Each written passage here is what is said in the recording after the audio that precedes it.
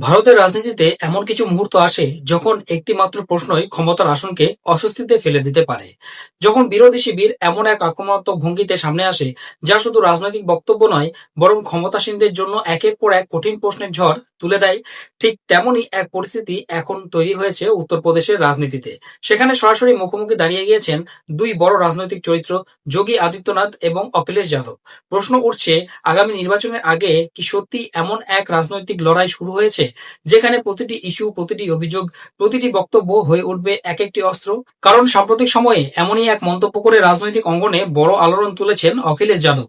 তার বক্তব্য, যতদিন বিজেপি ক্ষমতায় থাকবে ততদিন মূল্যবৃদ্ধি কমবে না। বিজেপি ক্ষমতা থেকে গেলেই তবেই নাকি মানুষের জীবনে স্বস্তি ফিরবে।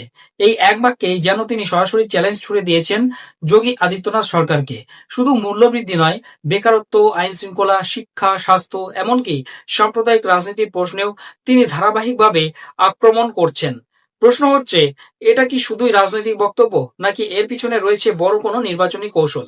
উত্তরপ্রদেশের রাজনীতিতে কি সত্যি নতুন করে তৈরি হচ্ছে এক বড় সংঘর্ষের মঞ্চ, যেখানে একদিকে যোগী আদিত্যনাথের শক্তিশালী প্রশাসনিক ভাবমূর্তি আর অন্যদিকে অখিলেশ যাদবের ধারাবাহিক রাজনৈতিক আক্রমণ? আর এই লড়াই কি শুধু দুই নেতার মধ্যে সীমাবদ্ধ, নাকি এর প্রভাব পড়তে চলেছে গোটা দেশের রাজনীতিতেও? আজ আমরা বিশ্লেষণ করে দেখব কেন উত্তরপ্রদেশে হঠাৎ করে এত তীব্র হয়ে উঠছে রাজনৈতিক সংঘাত, কেন অখিলেশ যাদব এত আক্রমণাত্মক হয়ে উঠছেন, এবং কেন বলা হচ্ছে যে যোগী আদিত্যনাথ এখন নানা রাজনৈতিক জটিলতার মধ্যে পড়ে গিয়েছেন। বন্ধুরা, উত্তরপ্রদেশ শুধু একটি রাজ্য নয়, এটি ভারতের রাজনীতির সবচেয়ে বড় পরীক্ষার মঞ্চ। এখানে যে রাজনৈতিক সমীকরণ তৈরি হয় তার প্রভাব প্রায়শই জাতীয় রাজনীতিতেও দেখা যায়। সেই কারণেই 2027 সালের বিধানসভা নির্বাচন এখনো প্রায় এক বছর দূরে থাকলেও রাজনৈতিক উত্তাপ এখন থেকেই বাড়তে শুরু করেছে।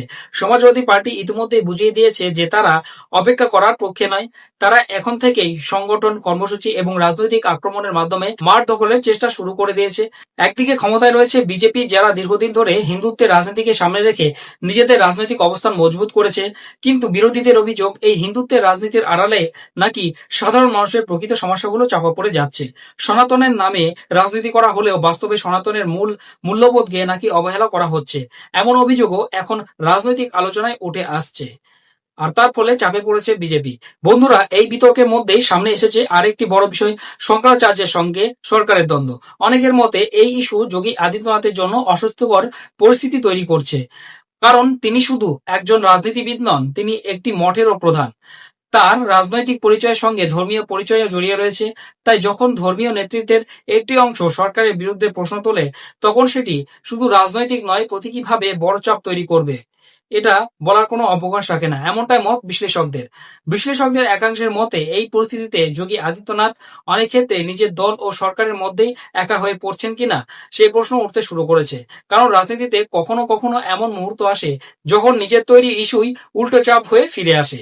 অন্যদিকে অখিলেশ যাদব এই পুরো পরিস্থিতিকে রাজনৈতিক সুযোগ হিসেবে ব্যবহার করতে চাইছেন। তিনি বুঝিয়ে দিচ্ছেন যে নির্বাচন এখনো দূরে হলেও রাজনৈতিক লড়াই এখন থেকেই শুরু হয়ে গেছে। 15 মার্চ বহুজন আন্দোলনের জনক এবং কাশিরামের জন্মজয়ন্তী উপলক্ষে সমাজবাদী পার্টি পিডিএ দিবস পালনের ঘোষণা করেছে। আবার 28 মার্চ নয়ডা থেকে পিডিএ অংশীদারিত্ব র্যালির আয়োজন করা হয়েছে। এই কর্মসূচিগুলোর মাধ্যমে অখিলেশ যাদব একটি বড় সামাজিক ও রাজনৈতিক সমীকরণ তৈরি করতে চাইছেন। পিডিএ অর্থাৎ পিছিয়ে পড়া, দলিত এবং সংখ্যালঘু সম্প্রদায়ের ঐক্য, এই ধারণাকে সামনে রেখে তিনি একটি নতুন ভোট ব্যাংক কৌশল তৈরি করার চেষ্টা করছেন বলে অনেক রাজনৈতিক বিশ্লেষক মনে করছেন। বন্ধুরা, লখনৌতে সমাজবাদী পার্টির সদর দপ্তরে আয়োজিত একটি প্রেস কনফারেন্সে অখিলেশ যাদব সরাসরি দাবি করেন, যতদিন বিজেপি ক্ষমতায় থাকবে ততদিন দেশের সমস্যাগুলো কমবে না। তার মতে মূল্যবৃদ্ধি বাড়তেই থাকবে, বেকারত্ব কমবে না, শিক্ষা ও স্বাস্থ্য ব্যবস্থা আরো দুর্বল হবে এবং সাম্প্রদায়িক মেরুকরণও চলতেই থাকবে। তিনি বিশেষভাবে এলপিজি সিলিন্ডারের দাম, যানবাহনের উপর বাড়তি কর, আইন শৃঙ্খলার অব্যবস্থা এবং বিদেশ নীতি নিয়ে সরকারের সমালোচনা করেছেন। তার বক্তব্য অনুযায়ী সাধারণ মানুষ প্রতিনিয়ত মূল্যবৃদ্ধির চাপে পড়ছে, অথচ সরকার দাম নিয়ন্ত্রণে কার্যকর কোনো পদক্ষেপ নিতে পারছে না। অখিলেশ যাদব দাবি করেন, এলপিজি সিলিন্ডারের দাম বারবার বাড়ছে এবং একবার বাড়লে তা আর কমছে না। তার মতে সরকারের অর্থনৈতিক নীতির কারণে সাধারণ মানুষের উপর আর্থিক চাপ বাড়ছে। বিজেপি যে প্রতিশ্রুতি দিয়েছিল প্রতি বছর 2 কোটি চাকরি, মূল্যবৃদ্ধি নিয়ন্ত্রণ এবং দ্রুত অর্থনৈতিক উন্নয়ন, সেগুলো নাকি বাস্তবে পূরণ হয়নি। তিনি আরো বলেন, মূল্যবৃদ্ধি শুধু অর্থনৈতিক সমস্যা নয়, এটি রাজনৈতিক জবাবদিহিতার বিষয়ও। কারণ যখন মানুষের দৈনন্দিন জীবনের খরচ বাড়ে, তখন তার প্রভাব সরাসরি রাজনীতিতেও পড়ে। বাস্তব পরিসংখ্যানও এই বিতর্ককে আরো তীব্র করে তুলছে। সাম্প্রতিক ঘোষণায় ঘরোয়া এলপিজি সিলিন্ডারের দাম 60 টাকা বেড়েছে। একই সঙ্গে কমার্শিয়াল এলপিজির দামও বছরে দ্বিতীয়বার 100-র বেশি বেড়েছে। প্রায় 3 বছর পর কমার্শিয়াল এলপিজির দাম 2000-এর সীমা ছাড়িয়ে গেছে। সবচেয়ে বড় ধাক্কা অবশ্য সাধারণ পরিবারের জন্য, কারণ ঘরোয়া গ্যাস সিলিন্ডারের দাম বেড়েছে দীর্ঘ বিরতির পর। শেষবার 2025 সালের এপ্রিল মাসে দাম বাড়ানো হয়েছিল। গত 6 বছরে এই প্রথম একসঙ্গে 60 টাকা বাড়ানো হলো ঘরোয়া সিলিন্ডারের দাম। অখিলেশ যাদব এখানে একটি রাজনৈতিক প্রশ্ন তুলেছেন। তিনি জানতে চেয়েছেন সেই মানুষগুলি কোথায় গেল, যারা একসময় 350 টাকা গ্যাস সিলিন্ডারের দাম নিয়ে রাস্তায় নেমে প্রতিবাদ করত, যারা আগের কংগ্রেস নেতৃত্বাধীন ইউনাইটেড প্রোগ্রেসিভ অ্যালায়েন্স সরকারের সময় মূল্য বৃদ্ধির বিরুদ্ধে আন্দোলন করত, তারা এখন নীরব কেন?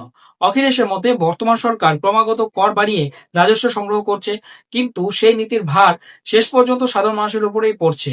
প্রেস কনফারেন্সে তিনি আরেকটি গুরুতর অভিযোগ তোলেন। তার দাবি সোশ্যাল মিডিয়ায় একটি বিতর্কিত ভিডিও ছড়িয়ে তার দল ও তার ব্যক্তিগত ভাবমূর্তি ক্ষুণ্ণ করার চেষ্টা হয়েছে। তিনি সরাসরি অভিযোগ করেন যে এটি বিজেপির আইটি সেলের কাজ। তার বক্তব্য, বাস্তব সমস্যার উত্তর দেওয়ার বদলে বিরোধীদের বদনাম করার কৌশল নেওয়া হচ্ছে। অখিলেশ যাদব আরো বলেন, উত্তরপ্রদেশে মাদক পাচার এবং নেশা সংক্রান্ত ঘটনার সংখ্যা বাড়ছে। পুলিশ প্রায়ই গাঁজা উদ্ধার করার দাবি করলেও তার প্রশ্ন, এই অবৈধ ব্যবসার পিছনে আসল নেটওয়ার্ক কারা চালাচ্ছে? সঠিক তদন্ত হলে বড় বড় তথ্য সামনে আসতে পারে, এমনকি বড় মাথারাও আসতে পারে বলে তিনি দাবি করেছেন। এই একই অনুষ্ঠানে বেশ কয়েকজন নেতা সমাজবাদী পার্টিতে যোগ দিয়েছেন। কংগ্রেসের প্রাক্তন লোকসভা প্রার্থী রোহিত কুমার পান্ডে সহ আরো অনেক রাজনৈতিক ব্যক্তিত্ব সমাজবাদী পার্টিতে যোগ দেন। এছাড়া বিএসএফ এর প্রাক্তন ডিআইজি রাম শরদ রাম, অঙ্কিত সিংহ এবং ডিএনএসএস যাদবও দলে যোগ দেন। অখিলেশ যাদব তাদের স্বাগত জানিয়ে বলেন, আগামী বছর অত্যন্ত গুরুত্বপূর্ণ, তাই এই ক্লান্ত সরকারকে বিদায় দেওয়া প্রয়োজন। রাজনৈতিক বিশ্লেষকদের মতে মূল্যবৃদ্ধি, আইন শৃঙ্খলা এবং বেকারত্বের মতো বিষয়গুলো আগামী দিনে উত্তরপ্রদেশের রাজনীতিতে বড় ইস্যু হয়ে উঠতে পারে। বিরোধীরা এই ইস্যুগুলো নিয়ে সরকারকে আক্রমণ করছে, আর সরকার নিজে উন্নয়নমূলক কাজের কথা তুলে ধরে পাল্টা জবাব দিচ্ছে। ফলে রাজনৈতিক সংঘাত যে আরো তীব্র হবে তা প্রায় নিশ্চিত। আর এই পুরো লড়াইয়ের কেন্দ্রে রয়েছেন দুই নেতা, যোগী আদিত্যনাথ এবং অখিলেশ যাদব। একজন ক্ষমতায় থেকে নিজের প্রশাসনিক সাফল্যের কথা তুলে ধরছেন, আর অন্যজন বিরোধী শিবির থেকে ধারাবাহিক প্রশ্ন ছুড়ে রাজনৈতিক চাপ বাড়িয়ে চলেছেন। এখন দেখার বিষয় আগামী নির্বাচনের আগে এই রাজনৈতিক সংঘাত কোন দিকে মোড় নেয়, এবং এই প্রশ্ন আক্রমণের রাজনীতিতে শেষ পর্যন্ত কার অবস্থান শক্তিশালী হয়ে ওঠে। এই পুরো বিষয় নিয়ে আপনার মতামত কি?